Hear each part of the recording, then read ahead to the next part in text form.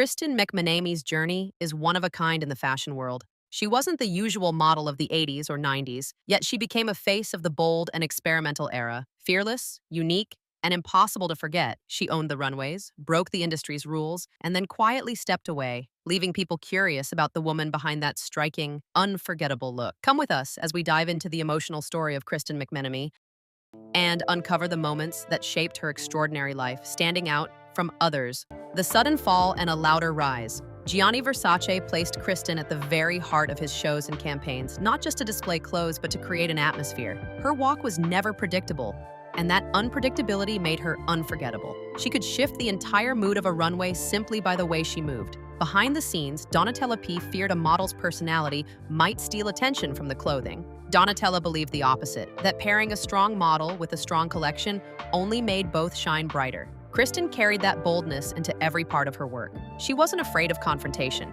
even clashing backstage with Linda Evangelista over who first wore the now iconic dark roots with blonde hair. She had no problem standing her ground. She also embraced challenges that other models would have turned down. I'm Kristen McMenamy, and I'm a model. And I guess you guys are here to see my wardrobe, right? Whether it was uncomfortable outfits, strange makeup, or garments that felt more like art pieces than fashion, she wore them with absolute commitment. My Gucci suit, this one's just glorious. I spent a lot of money on this, and I questioned it. It was in my basket for like a month. Designers like Alexander McQueen and Jean-Paul Gaultier gave her their most daring looks: rubber, duct tape, metal, and she brought them to life without worrying about looking traditionally beautiful. For her, the magic of fashion wasn't about creating desire, it was about transformation and sometimes even distortion. By now, Kristen was at the height of her career. She was in constant demand, changing the way people thought about modeling. She had become the type of figure she once admired from a distance, the kind she used to see in glossy magazines and think of as untouchable. It was strange for her to realize she had become that person. By the late 1990s, Kristen McMenamy had worked with nearly every legendary photographer and designer of her time. She had gone further than most models could ever dream. Not just in fame, but in the way she could completely transform herself into something unforgettable. And then, without any farewell or dramatic send-off, she stepped away from the fashion world, unveiling another part of her that no one knew about. At that point in her life, she had a daughter and moved back to Pennsylvania, choosing to focus on raising her family. She described herself as a single mother, making choices based on a new set of priorities. The change came unexpectedly. She hadn't planned on leaving, but being home with her baby gave her a sense of fresh air and renewed perspective. She admitted she had started feeling bored with modeling, and boredom was dangerous in a career built on energy and passion. Her exit wasn't part of some carefully planned strategy. She simply stopped doing shows, campaigns, and editorials. There was no farewell cover, no public statement, no countdown to a comeback. Her life had moved in another direction, and she didn't try to split her focus between the runway and motherhood. Kristen had always thrown herself fully into her work, disappearing into whatever role she was given. But motherhood demanded that same level of devotion. She chose to give it entirely to her daughter. For the next decade, she was almost completely absent from fashion. There were no "Where is she now" features, no nostalgic returns, no attempts to keep her name alive in the industry. She didn't seem interested in how people interpreted her absence. Meanwhile, the fashion world changed. The early 2000s brought in a sleeker, sexier, and more commercial look.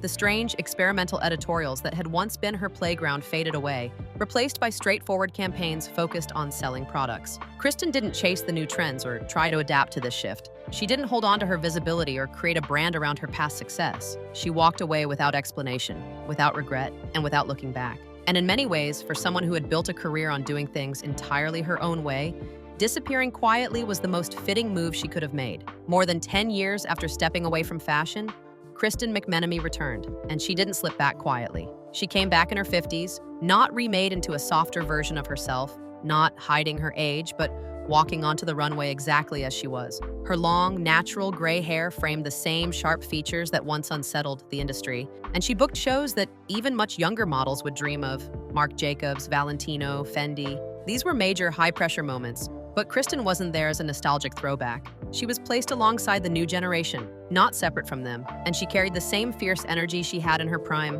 Her stare was still piercing, her walk still commanding. This return wasn't just about getting work again, it was about showing up on her own terms. In her early years, much of her image had been shaped by photographers, stylists, and creative directors. Now she had far more control over how the world saw her. Her Instagram became a key part of that, filled with unfiltered self-portraits, odd combinations of clothes, and a mix of messy glamour and grounded humor. She didn't post to look flawless. She didn't try to fit the mold of elegance. Sometimes she leaned into the bizarre, and that made her feel even more authentic. She could be bold and strange one moment, playful the next. In one British Vogue feature, she laughed while showing off a Gucci t-shirt printed with a nude image of herself. She admitted she'd never worn it and probably never would, but she loved how weird and funny it was. That mix of humor, confidence, and unpredictability was exactly what made her magnetic again. She didn't need anyone to style her into relevance. She was making herself relevant. Brands began bringing her back into campaigns not to ignore her age, but to celebrate it.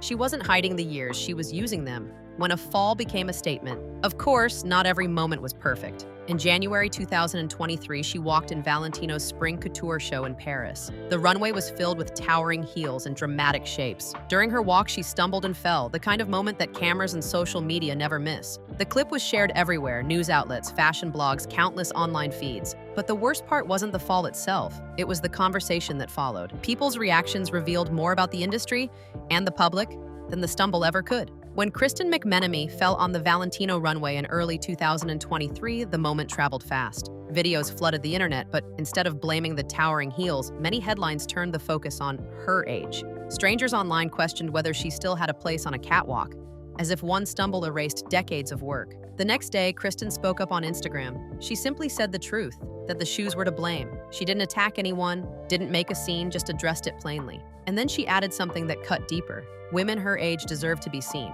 That was never a publicity stunt. It was the heart of why she had come back.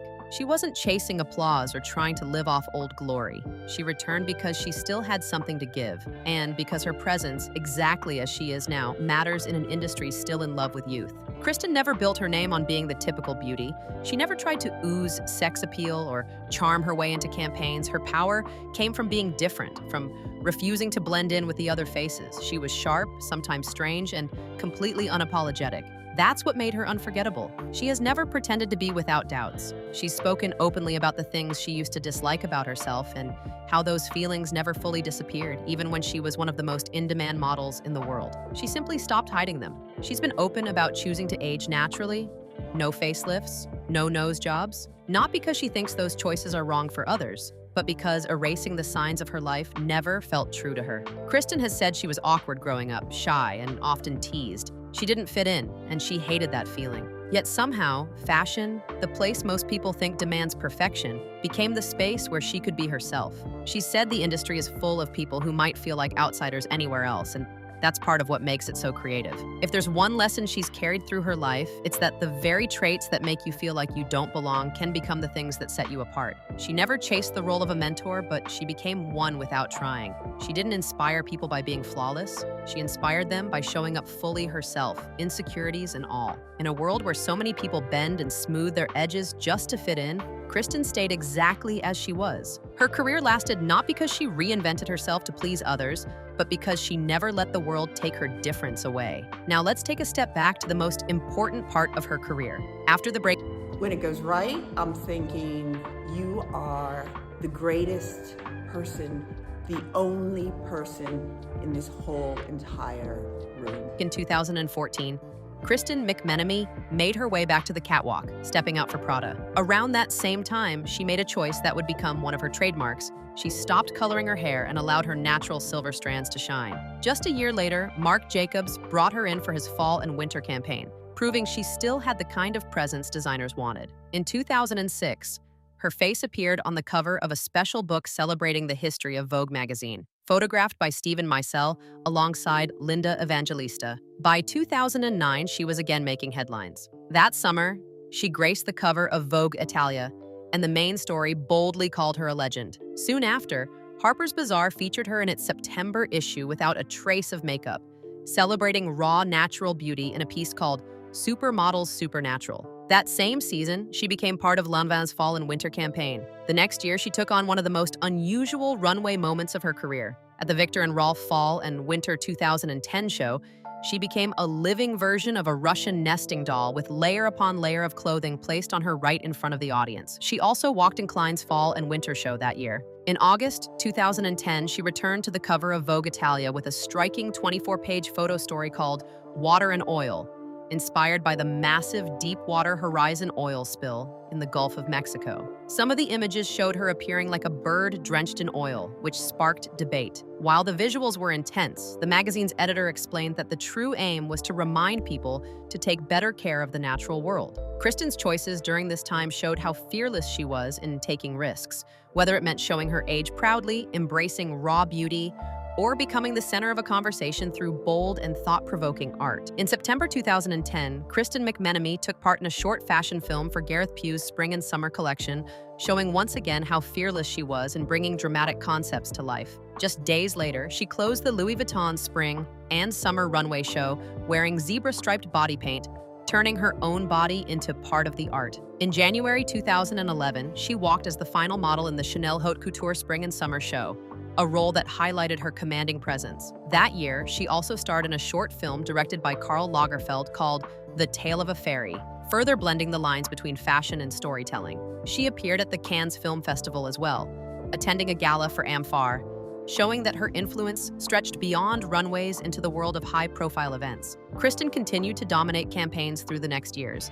In 2011, she appeared in the fall and winter ad campaigns for both Givenchy and Jean-Paul Gaultier. In 2011, she modeled for Roberto Cavalli's Spring and Summer campaign, and the following year she walked the Atelier Versace runway for Spring and Summer. Later in 2013, she became the face of Balenciaga's fall and winter advertising campaign. Years later, in October 2018, she opened the Valentino Spring and Summer 2019 fashion show, a moment that confirmed her lasting relevance in the industry. Her return did not slow down. In 2021, she appeared in Gucci's Aria Fall and Winter campaign, captured by photographers Mert and Marcus. That September, she opened the Fendas show, a high-profile collaboration between Fendi and Versace. Her influence continued into 2022, when she appeared on the cover of British Vogue in January and opened Valentino's Spring and Summer Haute Couture show that same month. Even in her return years, Kristen faced the risks of high fashion. In July 2022,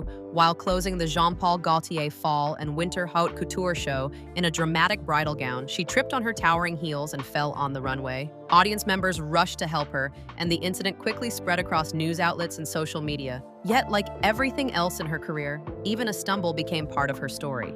A reminder that her power was never in perfection, but in presence, fearlessness, and the ability to make every moment unforgettable. While everyone only sees her abilities, just very few know how she turned into this woman. Donatella!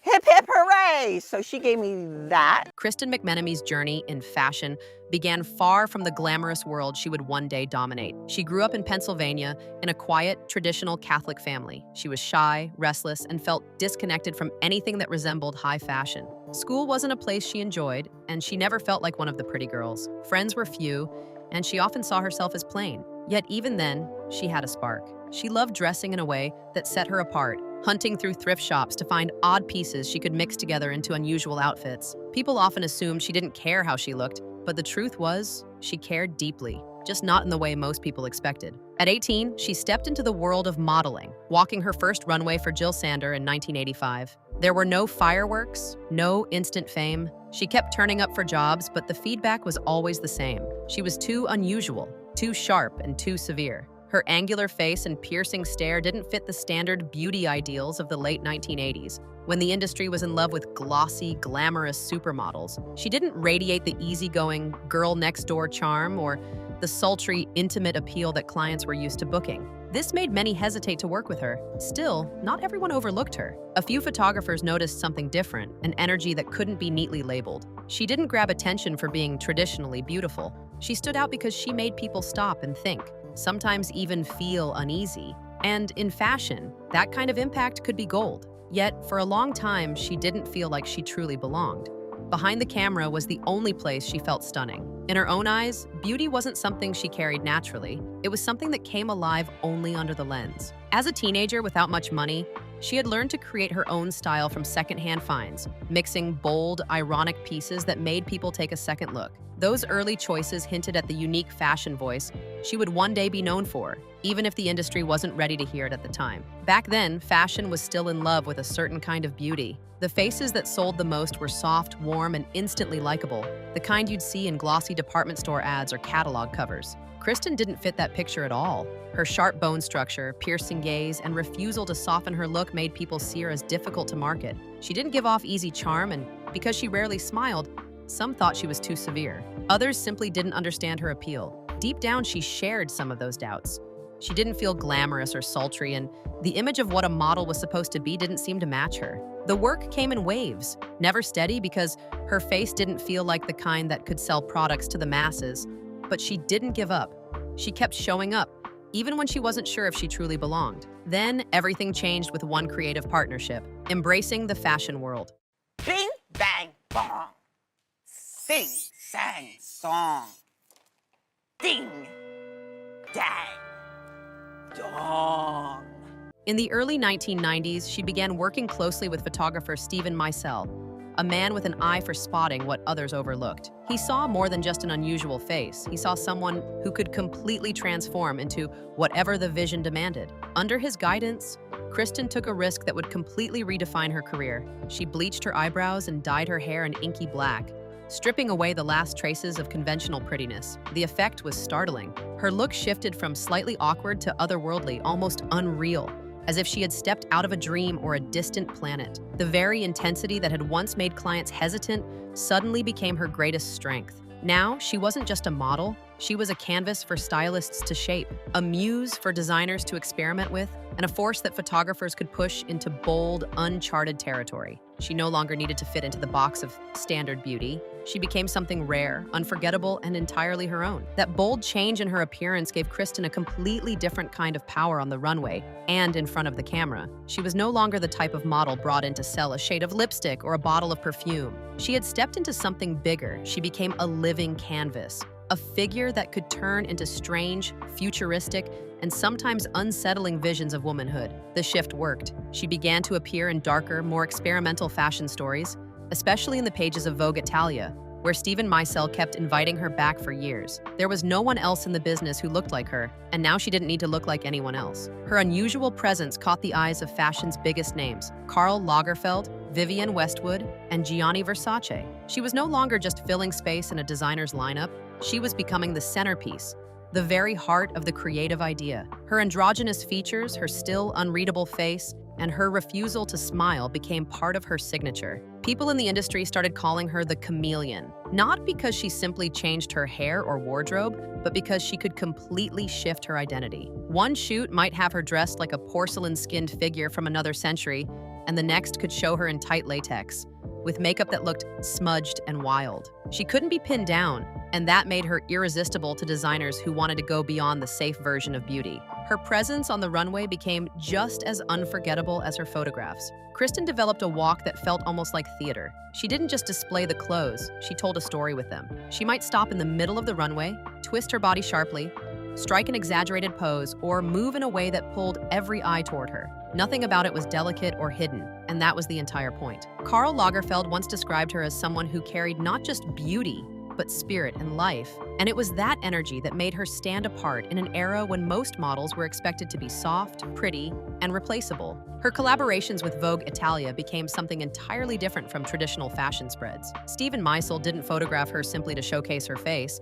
He used her to tear apart the usual rules of modeling. She didn't just pose, she became the story. In one set of images, she looked like a ghostly aristocrat. In another, she was shrouded in a black veil, wearing gloves that made her seem more like a piece of living sculpture than a person. Her expression could be empty, unsettling, dramatic, or all of them at once. She wasn't the dream girlfriend or the trend-setting it girl. She was the perfect collaborator for artists who wanted someone who could vanish into a role completely. Meisel trusted her completely. He didn't need to direct her every move. He gave her a role and she stepped into it as if it was second nature. The same was true when she walked a runway. She didn't float down it like most models. Sometimes she moved with jerky, puppet-like motions. Other times she glided like a shadow. Editors often struggled to explain exactly what she was doing, but the designers understood it was performance, personality, and art all woven into one.